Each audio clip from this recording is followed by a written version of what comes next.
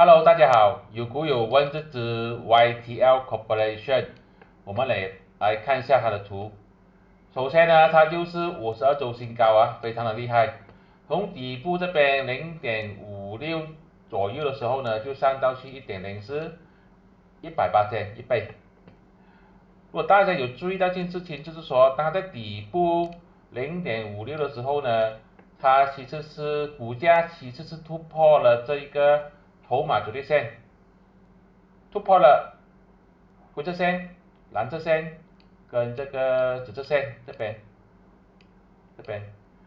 呢也配合的出现了这个牛指标不，过后呢就飙上去。如果没有买到这边不用紧，这边也是一样突破了这个所有的筹码阻力线，也出现了这个不牛指标，也是飙上去。这边呢也是一样突破了所有的筹码阻力线，也是飙上去。所以说呢，筹码阻力线呢可以帮你判断一个非常漂亮的买点，买到之后股价就飙上去。现在怎么办呢？现在它是52周新高，肯定是漂亮的。可以看到它这边有这个筹码峰在支撑住它，它只要能够突破这个筹码峰，那这边呢的时候，这边肯定也是一个买入讯号呀。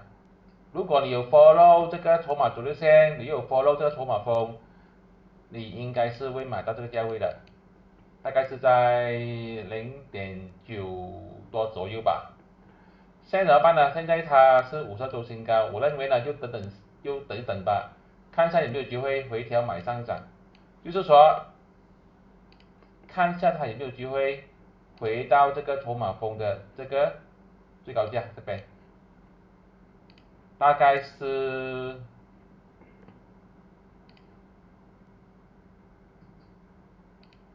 0.975，看到吗？这边这个筹码峰就是拿来判断这个0.975，看一下有没有机会回到0.9575弹上去的时候再买入吧。现在追的话，我觉得是有点危险。你看之前也是这样子，之前这边它这高点也是回来，高点也是回来，回来之后再飙上去，所以我觉得就等它回来的时候再买入。这边我在6月头的时候也是这边的时候，我也是说要等它回来，看到吗？回来了，回来之后大概是在0.90的时候买入啊，就赚钱了了啊，就是这个。现在也是一样，回调等上涨，看一下有没有机会买在0.975。OK， 这个就是我对 YTL 的一些个人看法，并没有任何的买卖意见。如果你是想用这个筹码阻力线来判断你的这个买点跟卖点的话呢，现在有机会了，你只要去 sign up 这个某某马来西亚呢，你就可以免费使用1个月这个指标。谢谢大家。